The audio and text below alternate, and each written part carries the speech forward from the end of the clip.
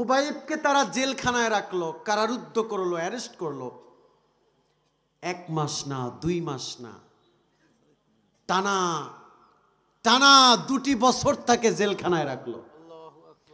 এই 2টি বছর যে রাখলো, কোনো খাবারও দেয় নাই, পানিও দেয় নাই, কিচ্ছু না, শুধু তাকে জেলখানায় রেখে দিয়েছে। গভীর মনোযোগে খেয়াল করেন, রাতের বেলা তারা সিদ্ধান্ত নিল, তারা পার্লামেন্ট গঠন করল। সেখানে তারা এই সিদ্ধান্তে উপনীত হলো, এই লোকটাকে খাবারও দেই না, পানিও দেই না, 2টি বছর হয়ে গেল কিন্তু মরেও না। আজকে আমরা সিদ্ধান্তে উপনীত হলাম, আগামীকালকে দুপুরবেলা প্রকাশ্যে তাকে হত্যা করা হবে। রাতের বেলা প্রহরী এসে খুবাইবের কানে কানে এসে বলে গেল, তোমাকে নুজুয়া নামক লিডার কাফের, অর্থাৎ তাদের লিডারের কথা বলল। তিনি বলেছেন যে খুবাইব, আমাদের লিডার বলেছেন তোমাকে একটা শর্তে মুক্তি দিতে পারবে, সেটা হলো তুমি যদি মুহাম্মাদের কদম ছেড়ে দাও, তাহলে তোমাকে মুক্তি তো দিবেই, তোমাকে প্রভাব প্রতিপত্তি আভিজাত্যের মালিক করে দেওয়া হবে। খুবাইব কেঁদে কেঁদে বলল, শোনো শোনো, আমার জীবন হচ্ছে ঠুনকো জীবন, আল্লাহর হাবিবের ভালোবাসার কাছে আমার জীবনের আমি পরোয়া করি না। জীবন দিব কিন্তু ইমান দিব না, কল্লা দিব কিন্তু আল্লাহ দিব না। আল্লাহ। সকাল হয়ে গেল, দুপুর যখন চলে আসলো, তার 2 হাতে বেরি পরালো, কোমরে বেরি পরালো, গলায় বেরি পরায়া যেইভাবে পশুদেরকে টানে ওইভাবে তাকে নির্মমভাবে টানতে টানতে তাকে সেমিনারে নেওয়া হলো। যেভাবে আজকে মাহফিল করতে গিয়ে প্যান্ডেল হয়েছে, স্টেজ হয়েছে, সেদিনও হাদিসটি বেশি বেশি পড়বা, তাহলে তোমার ইমানটা সর্বদা আলোকিত থাকবে। আরে তাকে যখন বেরি পড়ায়া টানতে টানতে স্টেজে আনা হলো, মাঝখানে একটা পিলার গেড়েছে, পিলার 2 পাশে 2টা হাতের মতো লম্বা করে মাথা বের করে বেঁধে দিয়েছে। এবার তাকে টানতে টানতে স্টেজের দিকে আনতেছে, পিছনে শত শত কাফের আনন্দ মজা মাস্তি করতেছে, কারণ একজন মুসলিমকে তারা হত্যা করবে। আর খুবাইব তিনি বুক ফুলায়া হাকায়া হাকায়া শহীদ হওয়ার জন্য অগ্রসর হচ্ছেন। তাকে স্টেজে আনা হলো। নুজুয়া নামক কাফের কানে কানে বলল যে তোমাকে আমরা একটু পরেই শেষ করে দিব, তোমার যদি কিছু চাওয়ার থাকে, পাওয়ার থাকে, বলার থাকে বলতে পারো। 2টা চোখের পানি ছেড়ে দিলেন ছোট বাচ্চাদের মতো, কেঁদে কেঁদে বলল, তোদের কাছে আমার কিছু চাওয়ার নাই, পাওয়ার নাই, বলার নাই, তবে তারপর একটু আবদার করি, সেটা হলো, এ যুবক কান লাগায়া শোনো, দাড়ি পাকনেওয়ালা আব্বা একটু কান লাগায়া শোনো। তিনি বললেন, আমাকে মারবা আপত্তি নাই, কিন্তু মরার আগে উসল্লি রাকাতাইন, আমাকে হত্যা করার আগে আমাকে 2 রাকাত নফল নামাজ পড়তে দাও।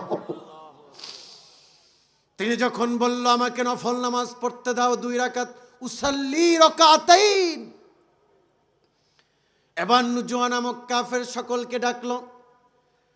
ডাকার পরে বলল, শোনো, খুবাইব তো এমন আবদার করছে, সবাই বলল ওকে তো মেরেই ফেলবো, আবদার যেহেতু করছে নামাজ পড়তে দাও। তিনি নামাজে দাঁড়িয়ে গেলেন। আহারে, এত দ্রুত নামাজ শেষ করলেন, খুবাইবের জীবনে এমন দ্রুত নামাজ জীবনে পড়ে নাই। কাফের জিজ্ঞেস করলো, কেন এত দ্রুত নামাজ পড়লাম? খুবাইব ডেকে ডেকে বলে, শোনো, এ কারণেই আমি নামাজ পড়েছি তাড়াতাড়ি, কারণ আমি যদি নামাজের সময় পার করি তাহলে বুঝবা মুসলমানেরা মৃত্যুকে ভয় পায়, এ কারণে নামাজের সময় পার করতেছে। মুসলমান জাতি যে মৃত্যুকে ভয় পায় না, এ কারণে আমি এটা প্রমাণ দেওয়ার জন্য দ্রুত সালাত শেষ করে তোমার কাছে এসেছি। হ্যান্ডকাপ লাগায়া আমাকে শেষ করে দাও। দুইটা হাত বেঁধে টানতে টানতে স্টেজের উপরে আনা হলো। গাছের উপরে দুই দিকে শক্ত করে বাঁধা হলো, বা খাম্বার সাথে বাঁধা হলো। প্যারাক তো চিনেন, প্যারাক লোহা তো চিনেন, বড় বড় লোহা। খুবাইবের হাতের তালু বরাবর ধরে হাতুড়ি দিয়া বাড়ি মারছে, হাত গেথে গেছে। বাম হাতটার মাঝ বরাবর যখন লোহা রেখে প্যারাক রেখে বাড়ি মারলো, বাম হাতটা গেথে গেছে। দুইটা হাত গেথে গেল। এবার পায়ের উপরিভাগ উপর দিয়ে দুইটি লোহা এনে, দুইটি প্যারাক এনে পায়ের উপরিভাগ দিয়ে যখন হাতুড়ি দিয়ে বাড়ি মারল, দুইটি পা জমিনের সাথে গেথে গেল। খুবাইব আহ বলে না, উহ বলে না। হাতে খঞ্জর নিলেন এবার, হাতে খঞ্জর নিলেন এবার।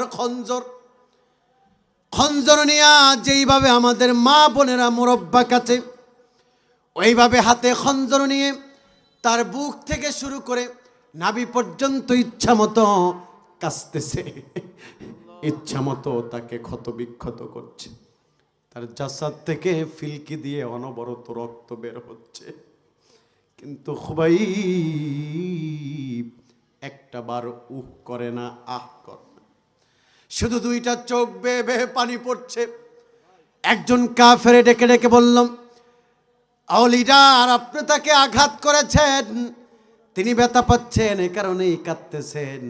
আপনি এবার যদি আবারও শর্ত জুড়ে দেন, তাহলে আপনার শর্ত মেনে মুহাম্মাদের কদম ছেড়ে আমাদের দলে শামিল হয়ে যাবে। নাউজুবিল্লাহ বলেন। যখন এবার লিডার গিয়ে কানে কানে বলল, খুবাইব দেখতেছি তুমি কান্না করতেছ, এবার বলো তুমি কি মুহাম্মাদের কদম ছাড়বা? তাহলে তোমাকে মুক্তি দিব, শুধু তাই না সম্পদের মালিক করে দিব। আমার একটা সুন্দরী মেয়ে আছে, তার সাথে তোমাকে বিবাহ বন্ধনে আবদ্ধ করে দিব। এই কথাগুলো যখন বলল, খুবাইব সুন্দর মানুষ, সুন্দর মানুষ যখন কান্না করে চেহারাটা ডালিমের মতো লাল হয়ে যায়। খুবাইব কেঁদে কেঁদে বলে, কাফেরেরা শোনো, আমি যে কাঁদি, আমি তোমাদের কারণে, তোমাদের আঘাতে কাঁদি না, আমি কাঁদি হলো এই কারণে 2টি বছর হলো রাসূল থেকে আমি দূরে আছি। 2টি বছর ধরে আমি আমার রাসূলুল্লাহকে দেখি না। আমি হলাম সেই খুবাইব, যখন পেটে ক্ষুধা লাগতো, বাসায় খাবার থাকতো না, আমি দৌড় দিয়ে রাসূলুল্লাহর কদমে চলে যেতাম, আল্লাহর হাবিবের চেহারার দিকে তাকাতাম, সারাদিনের সব ক্ষুধা নিবারণ হয়ে যেত। আমি কাঁদি এই কারণে 2টি বছর ধরে আল্লাহর হাবিবকে দেখি না, আমার হুজুর আমাকেও দেখে না। আহারে হুজুর জানি কত পাগলের, হুজুর জানি কত পাগল নির্মত আমাকে খুঁজতেছে। হুজুর আহারে এদিকে আল্লাহর হাবিব, নারে তাকবীর।